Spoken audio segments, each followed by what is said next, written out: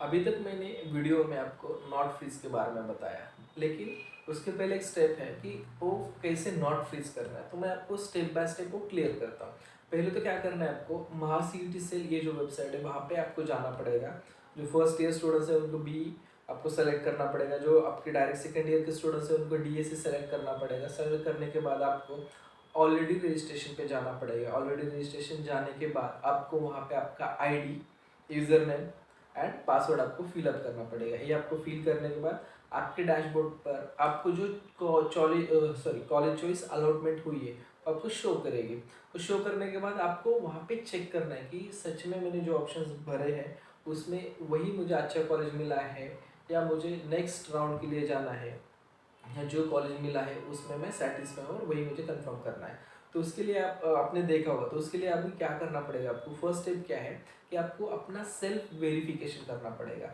Self verification क्या है, ऐसे बहुत सारे स्टूडेंट्स की कंफ्यूजन है कि सर हम हमारा सेल्फ वेरिफिकेशन कैसे करें। तो वो सिंपल प्रोसेस है, उसमें कुछ भी डिफिकल्टी नहीं है। सेल्फ वेरिफिकेशन क्या है आपका, आपने जो इन्फॉर्मेशन सॉरी जो रजिस्ट्रेशन करते टाइम आपने जो इन्फॉर्मेशन फिलअप की है वही आपको चेक करनी है। इन्फॉर्मेशन आपका नेम, आपका जेंडर, आपकी डेट ऑफ बर्थ, अगर सही आपकी कैटेगरी, ये पूरी क्रॉस चेक इन्फॉर्मेशन करनी है। अगर आपकी इन्फॉर्मेशन में कुछ करेक्शन नहीं है वहाँ पे आप करेक्ट सेलेक्ट कर सकते हैं। इनकेस आपकी इन्फॉर्मेशन में कुछ करेक्शन है वहाँ पे करेक्ट और नॉट करेक्ट ऐसे दो दो कॉलम आएंगे आपको।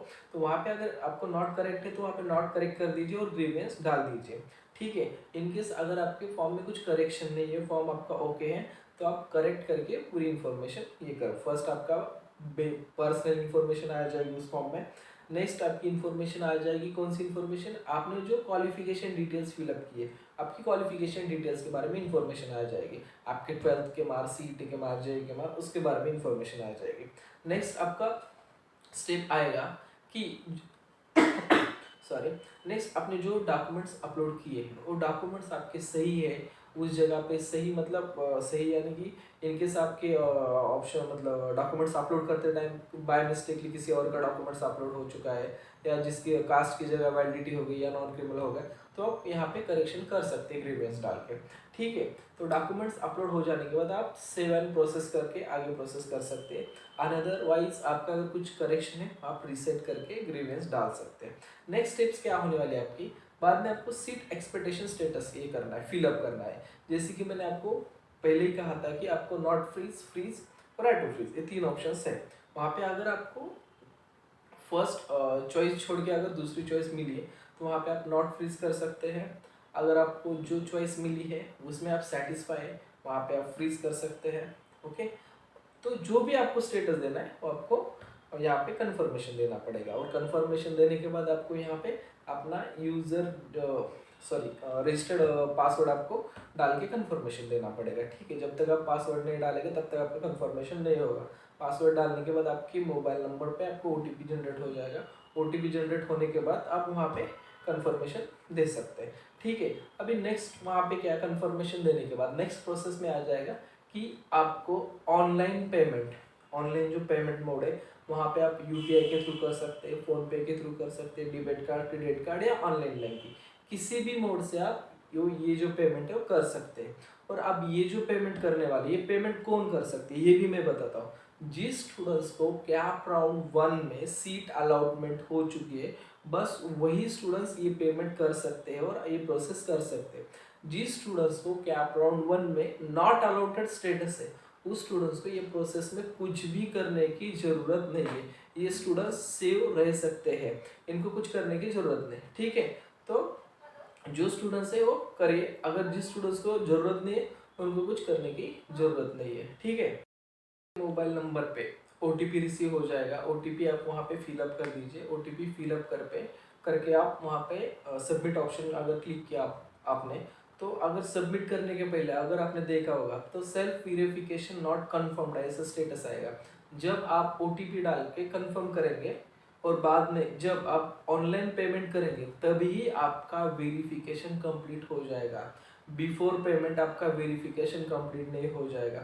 आपने अगर पहले 3 स्टेप्स की और बाद में लास्ट स्टेप आप करना भूल गए, मतलब पेमेंट आपने नहीं किया, तो आपका जो ऑप्शन है वो आपके हाथ से निकल जाएगा, वो आप वहाँ पे क्लेम नहीं कर सकते।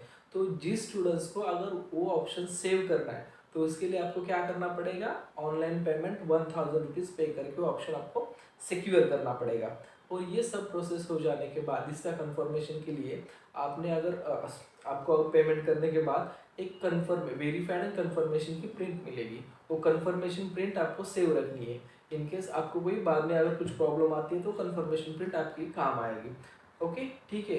तो ये सब स्टेप्स कंप्लीट हो जाने के बाद ही आपका वो ऑप्शन सेव हो जाएगा, अनअदरवाइज ये आपका ऑप्शन सेव नहीं रहेगा। ओके, ये हो गया, मतलब मैं आपको स्टेप बाय स्टेप किया क्लियर की कंफर्मेशन कैसा करना है रजिस्ट्रेशन प्रोसेस में, या अभी जो कॉलेज फिक्स करना है उसके लिए।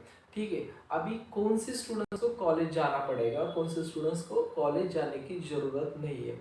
जो भी अभी डेट से आगे की डेट से, इनकेस डेट बहुत कम है, इसमें थोड़ा सा डेट एक्सटेंड होने के चांसेस है, क्योंकि 2 या 3 दिन है, उसमें आपको आपका सेल्फ कंफर्मेशन एंड कॉलेज जाके एडमिशन लेना थोड़ा सा पॉसिबल नहीं है।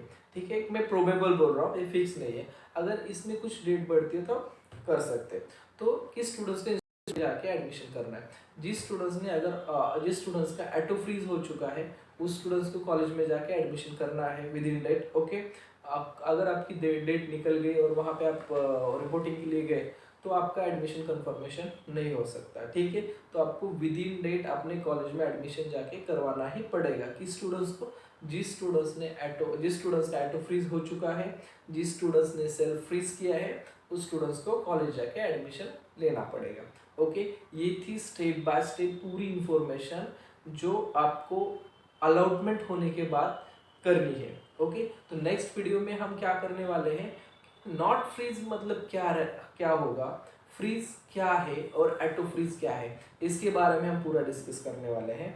और किस स्टूडेंट्स को कैप राउंड 2 में पार्टिसिपेट करना है और किस स्टूडेंट्स को पार्टिसिपेट करना नहीं है, इसके बारे में भी मैं पूरा इन्फॉर्मेशन देने वाला हूँ। और भी बहुत सारे स्टूडेंट्स के क्वेश्चन है कि फर्स्ट राउंड में अगर मुझे TFWS मिला तो नेक्स्ट राउंड में भी मैं TFWS ले सकता हूँ क्या, मुझे TFWS मिल सकती है क्या, TFWS के लिए कैप राउंड 2 में वैकेंसी पोजीशन क्या हो सकती है, इसके बारे में मैं पूरी इन्फॉर्मेशन नेक्स्ट वीडियो में आपको देने वाला हूँ। ओके, ठीक है, तो thank you for watching students and